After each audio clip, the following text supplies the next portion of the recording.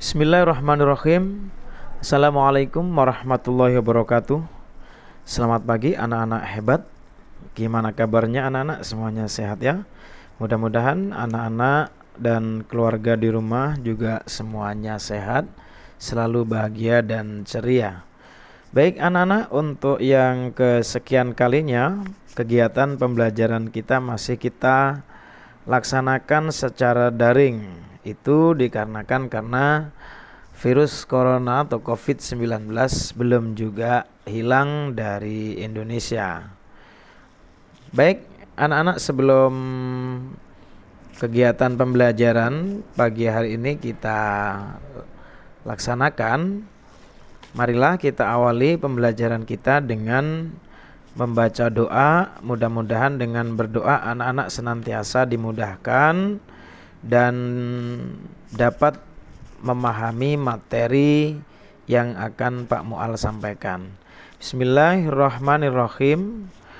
Allahumma aghnini bil ilmi wa zayyinni bil hilmi wa akrimni bit taqwa wa jammilni bil afiyah. Ya Allah, kayakanlah aku dengan ilmu, hiaskanlah aku dengan ketenangan jiwa, muliakanlah aku dengan takwa, dan elokkanlah aku dengan kesehatan.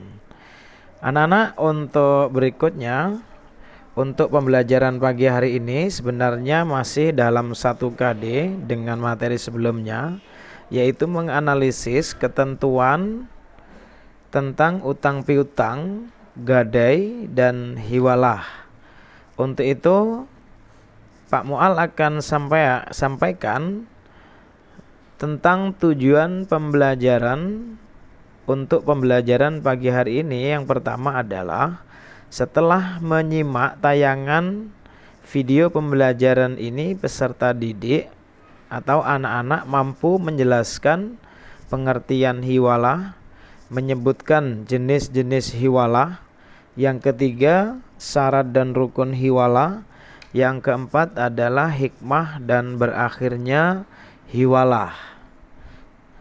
Sedangkan untuk teknik penilaian, Pak Mu'al masih sama, tidak berbeda dengan pembelajaran sebelumnya, yaitu 1 dengan tes tulis nanti kalau memungkinkan, dan yang kedua adalah dengan cara penugasan.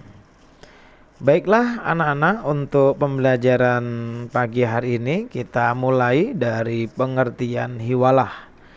Menurut bahasa atau secara harfiah, hiwalah adalah al-intiqal dan at-tahwil, artinya memindahkan atau mengalihkan.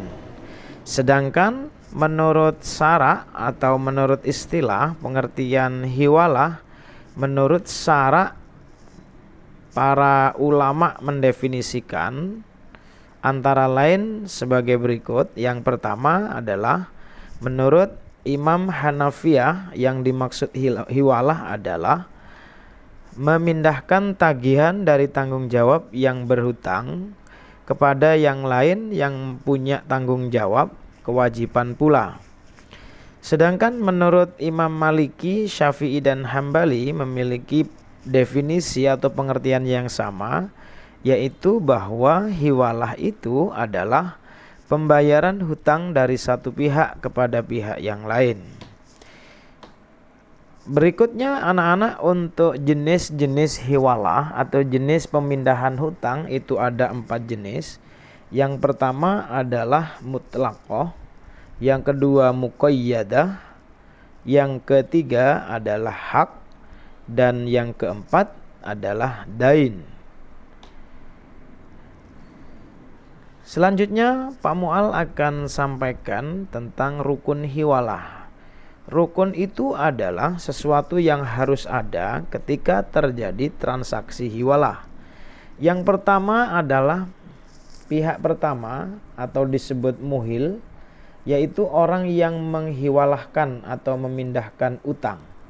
Yang kedua, pihak kedua atau disebut dengan muhal, yaitu orang yang dihiwalahkan atau orang yang mempunyai utang kepada muhil. Yang ketiga, atau pihak ketiga disebut muhal alaih, yaitu orang yang menerima hiwalah. Yang keempat ada piutang muhil kepada muhal. Dan yang kelima ada piutang muhal alaih kepada muhil. Yang keenam ada sigot hiwalah atau ijab qabul, pernyataan untuk menghiwalahkan dan pernyataan untuk menerima pemindahan hutang atau penghiwalahan tersebut. Sedangkan syarat hiwalah ada 4 syarat anak-anak yang perlu anak-anak pahami. 1, ada kerelaan dari muhil atau orang yang berhutang dan ingin memindahkan hutangnya. Yang kedua, ada persetujuan dari muhal atau orang yang memberi hutang. Yang ketiga, hutang yang akan dialihkan keadaannya masih tetap dalam pengakuan. Yang terakhir, anak-anak, adanya kesamaan hutang muhil dan muhal alaih atau orang yang menerima pemindahan hutang dalam jenisnya, macamnya, dan penangguhannya serta waktu pembayarannya. Hikmah dan dalil. Untuk hikmah dan dalil ini Pak Mu'al akan menyampaikan hikmah-hikmah saja. Artinya keuntungan dari adanya hiwalah ini atau diperbolehkannya hiwalah ini adalah hiwalah ini disyariatkan oleh Islam dan dibolehkan olehnya karena adanya maslahat atau kebaikan, butuhnya manusia kepadanya, serta adanya kemudahan dalam bermuamalah. Dalam hiwalah juga terdapat bukti sayang kepada sesama, mempermudah muamalah mereka, memaafkan, membantu memenuhi kebutuhan mereka, membayarkan utangnya, dan menenangkan hati mereka. Imam Bukhari dan Muslim meriwayatkan dari Abu Hurairah bahwa Rasulullah pernah bersabda yang artinya menunda membayar utang bagi orang kaya adalah kezaliman, dan apabila seorang dari kalian utangnya dialihkan kepada orang kaya, hendaklah dia ikuti. Berakhirnya akad hiwalah. Hiwalah akan berakhir apabila 1. Apabila kontrak hiwalah telah terjadi, maka tanggungan muhil menjadi gugur. Yang kedua, jika muhal alaih bangkrut atau pailit atau meninggal dunia, maka menurut pendapat jumhur ulama atau kebanyakan ulama, muhal tidak boleh lagi kembali menagih hutang itu kepada muhil. Yang ketiga, jika muhal alaih telah melaksanakan kewajibannya kepada muhal.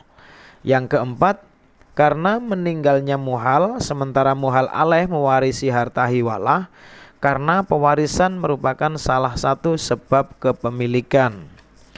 Yang kelima, berakhirnya hiwalah itu dikarenakan atau jika muhal menghibahkan atau menyedekahkan harta hiwalah kepada muhal alaih dan ia menerima hibah tersebut.